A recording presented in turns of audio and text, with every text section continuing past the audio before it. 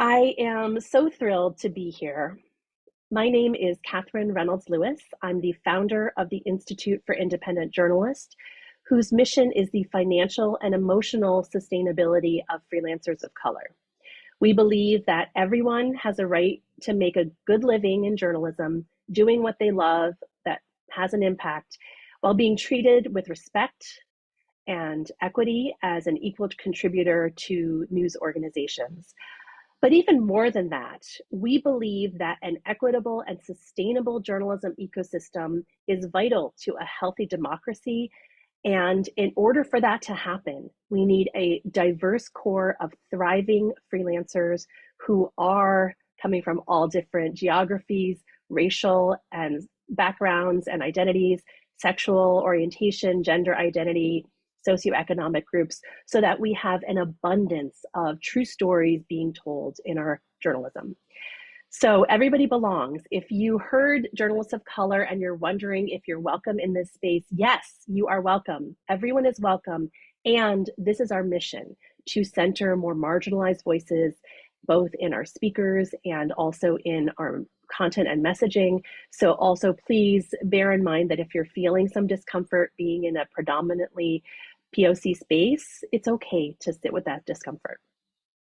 We're so grateful to our supporters who you saw on the screen as we started this session, the John D. and Catherine T. MacArthur Foundation, the John S. and James L. Knight Foundation, the O'Brien Fellowship in Public Service Journalism, the Economic Hardship Reporting Project, the Fund for Investigative Journalism, the University of California, Irvine Center for Storytelling, and especially all of our wonderful volunteers without whom this truly would not be possible. However, I'd also like to point out we cap volunteer service at 40 hours a year because freelancers of all journalists have so little additional time to give that we don't want to build the IIJ on the backs of free labor. That would be against our core mission to make sure that labor is valued. So in addition to the sponsors, I want to thank so deeply from the bottom of my heart our core leadership team who jumped into this adventure with me in September, not knowing exactly how it would turn out. Valeria Fernandez, Erica Hayasaki, Jamila Bay, Sylvia A. Harvey, and Ellen Lee. You will see their faces throughout today and tomorrow, as well as our program committee, Jaya Lee, Saida Shabazz, Francis Kaihua Wong, Mina Thiravengadam, and Aryam Alula. Not to mention our core and very small IIJ team, Mia Alexander and Arohi Sheth, who have been working tirelessly to make this day possible.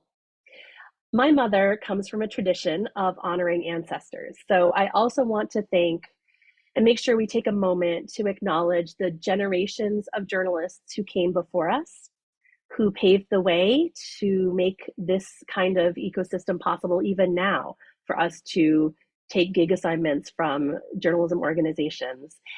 And my personal mentors and teachers who helped me build my career and find my way to found the IIJ.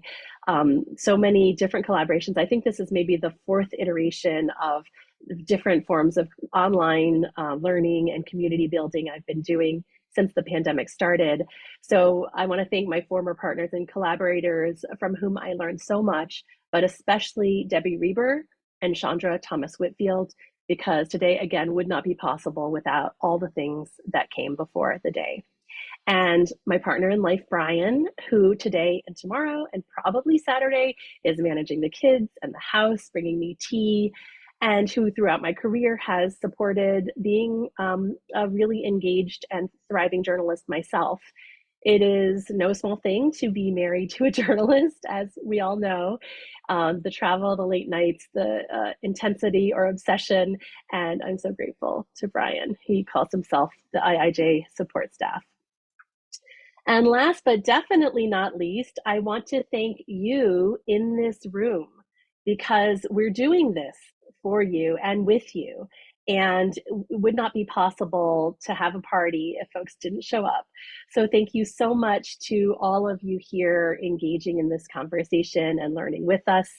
I hope that in 20 years, when we write the history of the IIJ, you know that it's the people in this room and over the course of these 2 days who started it. And I hope we're also going to be telling the story of how a new journalism ecosystem was created, which includes marginalized voices, and those voices belong and are centered, that treats everyone fairly and equitably so that freelancing is no longer the leaky hole in the bucket of journalism jobs, and that we have a thriving and diverse set of stories being told, true stories being told across the media and the journalism world. So without further ado, I want to introduce and thank John Palfrey, who's going to help us kick off the conference. And yes, please jump in and introduce yourself in the chat and engage. We're so glad to be here with you. So John Palfrey is going to help me kick off the conference. He is an author and writer in his own right, and a wonderful champion for free expression, for the written word, for new ideas, and for diversity, equity, inclusion, and belonging. He is president of the John D. and Catherine T. MacArthur Foundation, one of the nation's largest philanthropies, with assets of approximately $7 billion. He is a well-respected educator, author, legal scholar, and innovator with expertise in how new media is changing learning, education, and other institutions. He has extensive experience in social change spanning the education, nonprofit, and philanthropic sectors, and he's a dear friend of mine and the IIJ. Thank you so much, John, for being here. Catherine, thank you so much for including me and including MacArthur Foundation in your incredible work, and for your beautiful introduction to the 2 days that you are leading here. Your intro of me, by the way, will be longer than what I say, but thank you for it all the same. I really have 3 simple jobs this morning with you. The first is on behalf of the John D. and Catherine T. MacArthur Foundation to thank you for all that you have done personally, Catherine, to lead this work, and each of the people who have worked with you and are joining you today for the work you do on behalf of democracy. It's so essential, and we are really delighted as the MacArthur Foundation to be with you at the founding. I will say I was thrilled to see that it's not just MacArthur Foundation, but other funders, including Knight Foundation, whose board I was chair of for a number of years, and thrilled to be in common cause with Knight and other funders to help this effort become the incredibly powerful success that I know it will be as it develops. So I'm so psyched to be here with the founding with you.